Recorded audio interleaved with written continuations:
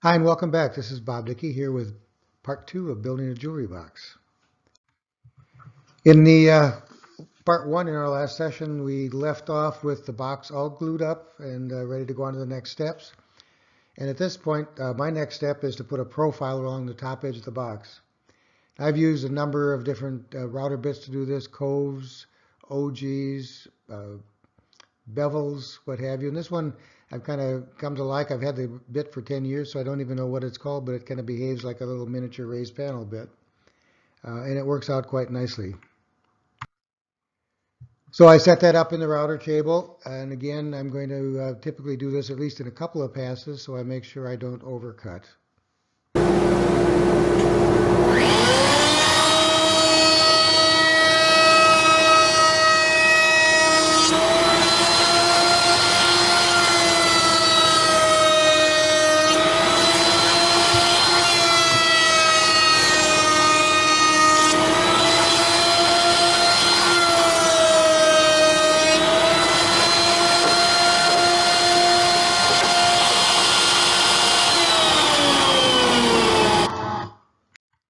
So here's what the final profile looks like. I usually try and get that step on the lid with this particular bit as well, about 1/16 of an inch or a little bit more, and kind of split the thickness of the wood in terms of the flat versus the tapered area. But I just kind of like the way this kind of comes out. Next step is to take this over and start cutting the slots in the corners for the feathers. This is a jig that I put together. It's actually, I think, about my third. First one ended up in two pieces after a student managed to just keep on going right across the blade and out the other side. Anyway, I added on this one, I added the aluminum rail, a flip stop, and another stop on the end. One of the problems that I've had in the past, especially with larger boxes, is have them wiggle a little bit as they go across the blade, and that would widen the slot. So being able to basically hold the box at both sides as it's going through keeps it nice and rigid. So here we go, and just kind of watch the operation as it goes through. One of the things that you will notice, I think, is that I'm rotating the box counterclockwise, and that's just representative of how, with all my power tool operations that have multiple sides of the piece that I'm working on, that I try and have a repeatable process. So whether I'm turning clockwise, counterclockwise, or what have you, it's to do it the same all the time. And again, another lesson learned, when you get all done and you look and there's one slot on one corner that you missed because you didn't pay attention to what you were doing. So I rotate and I count 1, 2, 3, 4 before I go on to the next step. It just feels like a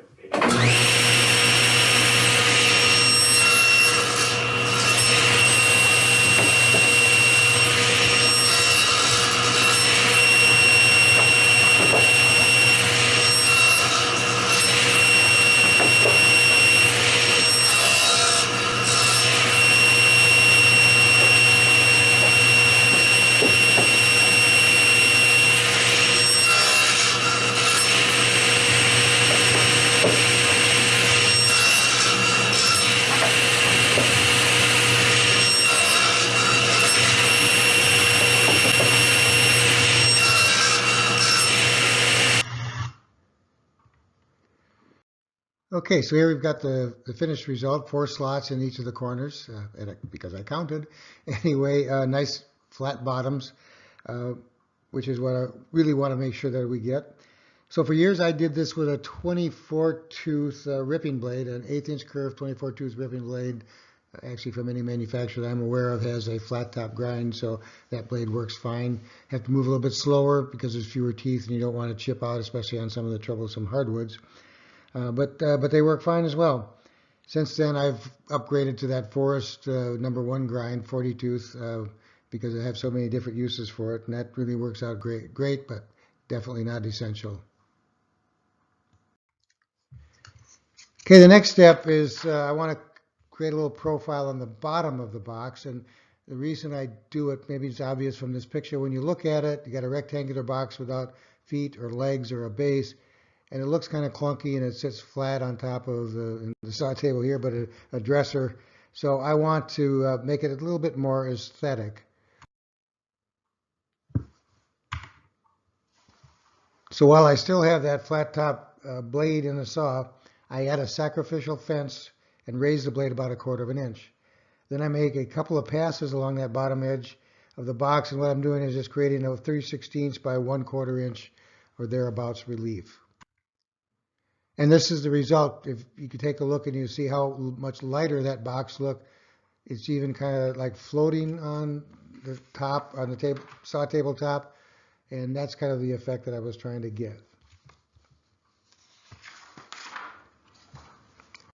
All right, so the next step is to fill in the slots in the corners with wood. And what's important here is to get a good fit on the feather stock and make sure it bottoms out in the groove when you apply the glue and insert it. And that's what that no blow hammer is there for. So if you got a drum sander, it's pretty easy to get a good thickness on the stock. If not, you rip it as close as possible, then sand it as necessary on a flat surface. And I recommend, if you're sanding the flat side, that you rotate it as you do so that you don't inadvertently add a taper. Something I learned a long time ago, if I have a piece that's just slightly too thick, that won't go in the slot, I can lay it down on a piece of iron, for example, just the anvil on the back of a metal vise, and wrap it with a hammer to compress it. Then put the glue on and get it into that slot, and what you'll find is that the moisture in the glue will cause that wood to swell back up and give you a nice snug fit. So it's an easy way to deal with something that's just a little bit oversized. Once the glue is dry, I need to at least rough cut the excess stock off of those feathers.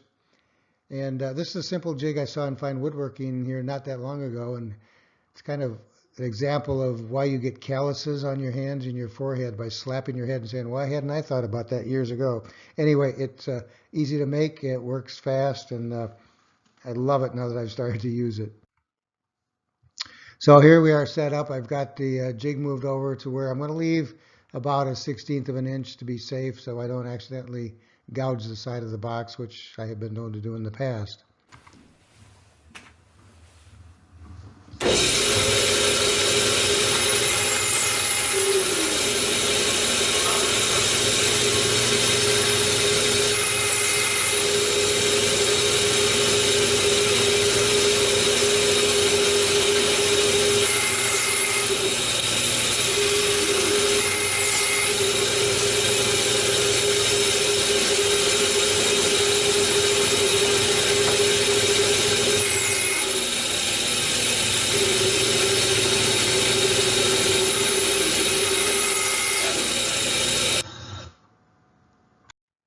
All right, so now we've moved to the kind of the moment of truth, which is cutting off that lid.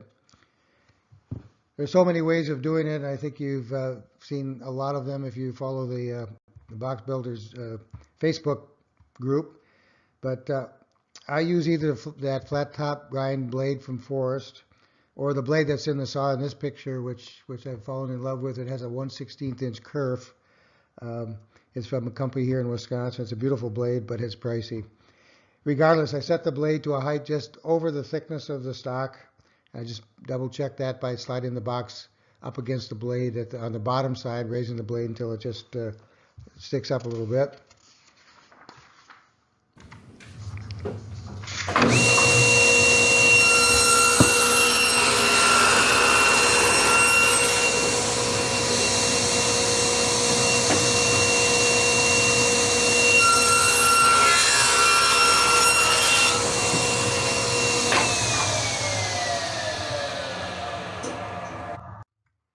Okay, so I've cut through the two long sides of the box all the way through, and I apologize for this being a different box, but I forgot to photograph this step when I was doing the series. So my next step is to get an accurate reading of what the wall thickness actually is at that area where we're cutting off the lid, because remember we profiled the inside, so it's nowhere near as thick as it was down at the bottom when we set the saw blade. So the easiest way that I found to do that is to insert a thin piece of stock or another steel rule down into the cut that I just made, and take a second steel rule, come in from the side, push up against that first one, and measure the thickness. Usually it's going to be as I had said earlier in part one, around a half an inch, but I want to get a real accurate measurement. Then I'm going to lower the blade to about 1/32 less than that measurement that I took, and I use my Inker gauge for that, as I do in many of the things that I'm doing. So now we're going to go through and make that cut at the reduced depth in the two short sides.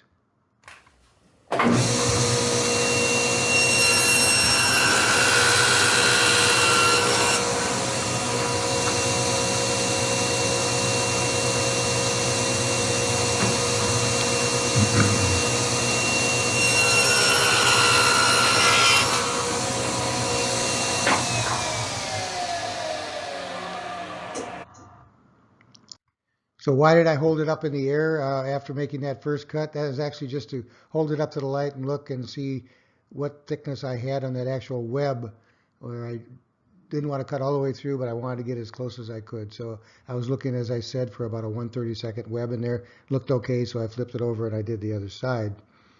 So now, if you get it just right, the rest of the process goes pretty easily.